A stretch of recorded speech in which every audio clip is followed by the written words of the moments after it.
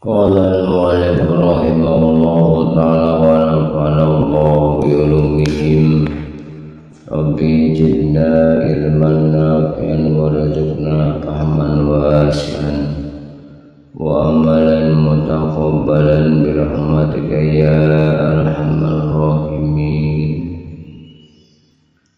Allah subhanahu wa ta'ala berfirman, walillahil asma'ul husna fad'uuhu biha.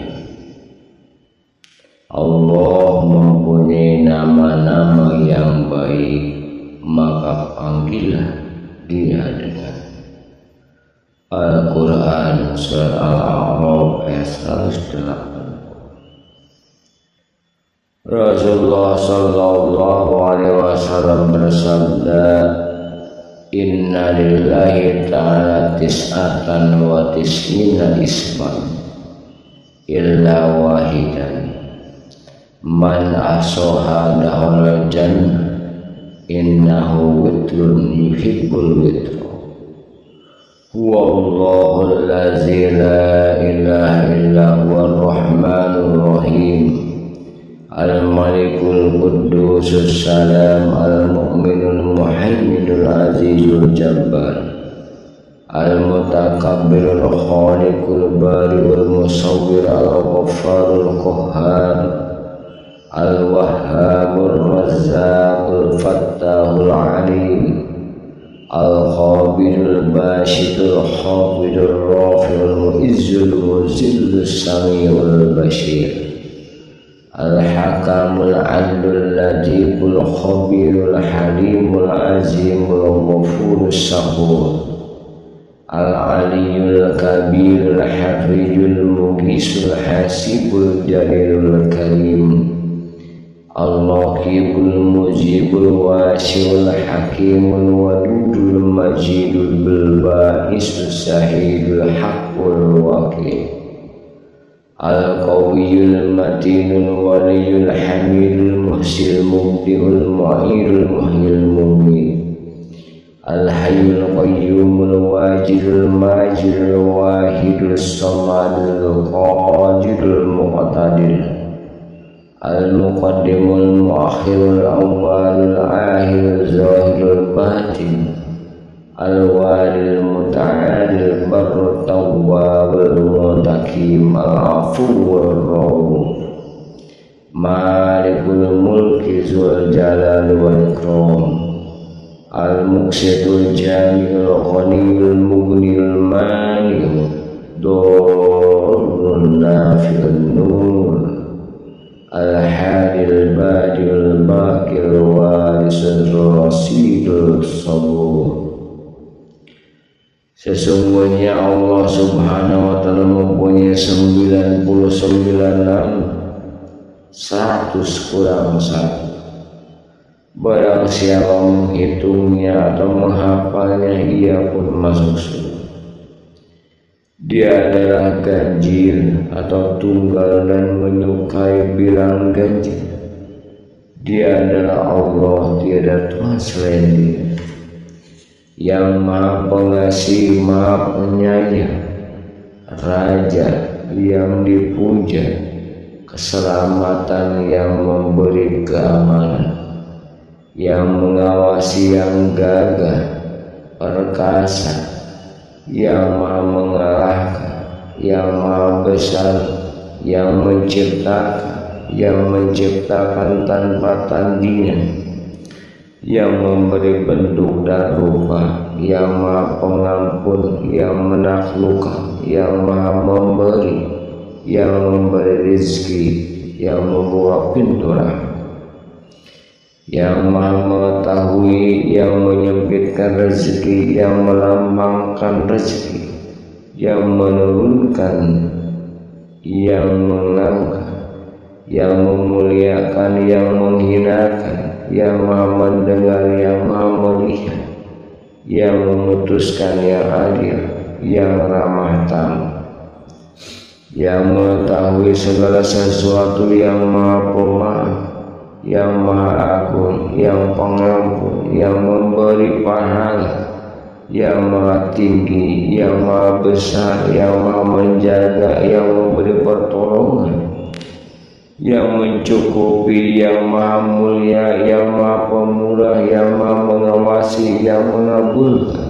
doa, yang maha luas, yang maha bijaksana, yang menyayangi, yang maha mulia, yang membangkitkan, yang maha menyaksikan, yang maha benar, yang melaksanakan segala urusan, yang maha kuat, yang maha teguh, yang menolong, yang maha terpuji, yang mencatat, yang memulai, yang memulai kehidupan, yang menghidupkan, yang mematikan, yang hidup, yang berdiri sendiri, yang kaya, yang maha mulia, yang tunggal, tempat bergantung, yang berkuasa, yang maha kuasa, yang mendahulukan, yang melahirkan, yang permulaan, yang menghabiskan, yang nyata, yang tersembunyi, yang memiliki dan mengurusi, yang maha tinggi, yang berbuat kebaikan, yang menerima taubat,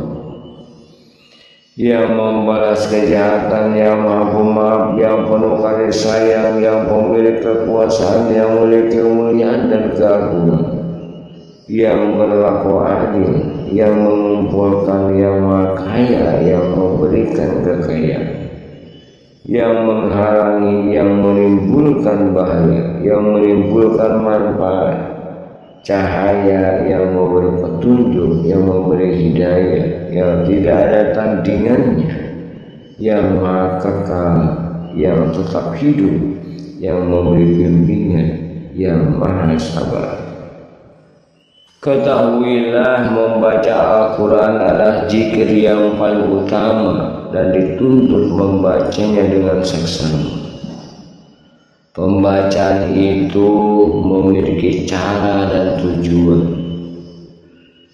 Sebelum ini telah saya kumpulkan kitab ringkas meliputi cara penting bagi para pembaca, sifat-sifatnya dan hal-hal yang berkaitan dengan. Tidak patut bagi pembaca Al-Quran untuk mengabaikan. Saya tunjukkan dalam kitab ini tujuan-tujuan seperti ringkas. Secara ringkas, patutlah orang selalu membacanya malam dan siang, di waktu bepergian dan di rumah. Para ulama terdahulu mempunyai kebiasaan-kebiasaan yang bermacam-macam dalam kadar waktu penghataman. Segolongan mereka ada yang menghatamkan setiap 2 bulan sekali, ada yang menamatkan setiap sebulan sekali, ada yang setiap 10 malam sehari, ada yang menyelesaikan setiap 8 malam sehari, ada yang menghatamkan setiap 7 malam sehari. Ini adalah yang dilakukan sebagian besar ulama salaf. Ada juga yang menghatamkan dalam setiap 6 malam sekali, 5 malam, 4 malam, dan banyak juga dalam setiap 3 malam. Juga dalam setiap siang dan semalam sekali.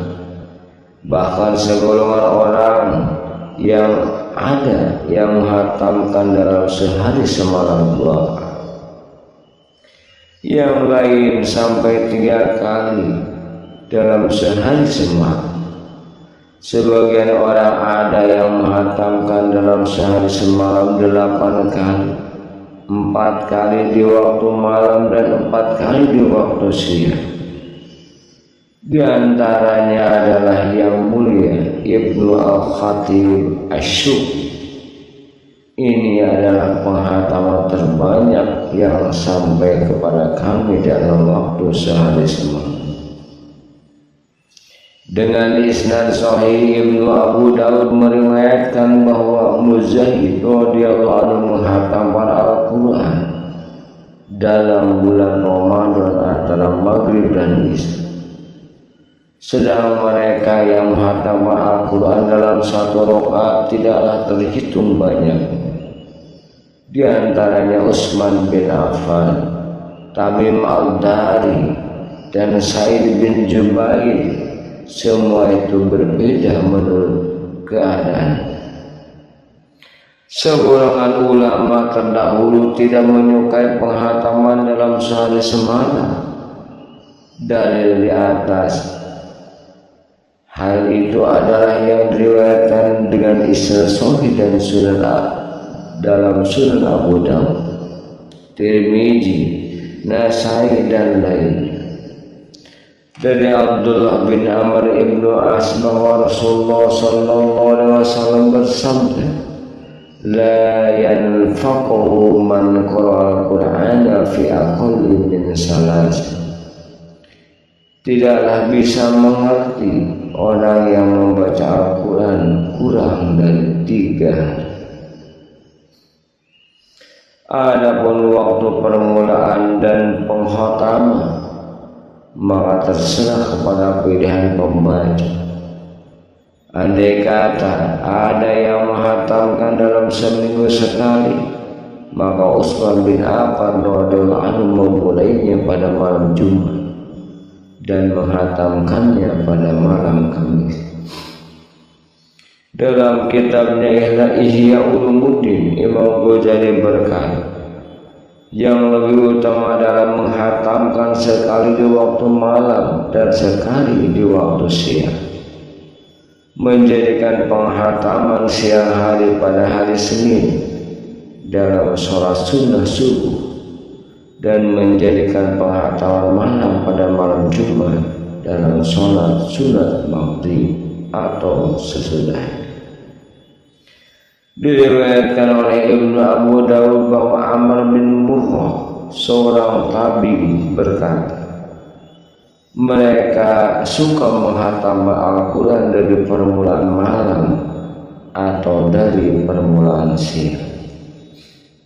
Tolha bin Musyarraf, seorang tabi'in, berkata, barang siapa menghatamkan Al-Quran pada saat manapun di siang hari, maka para malaikat mendoakan baginya hingga tiba waktu sholat.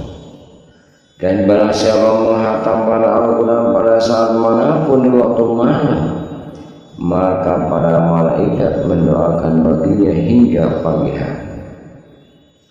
Diriwayatkan dalam Musnad Ad-Darimi dari Sa'ad bin Abi Waqqas radhiyallahu anhu, apabila seseorang bertepatan menghafal Al-Quran yang dibacanya dengan permulaan malam, maka para malaikat mendoakan baginya hingga pagi hari.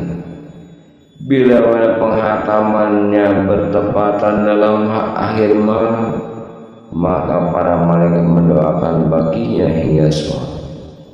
Ad-Darimi menggolongkan sebagai hadis hasan. Ketahuilah pembacaan paling utama adalah di waktu sholat maghrib.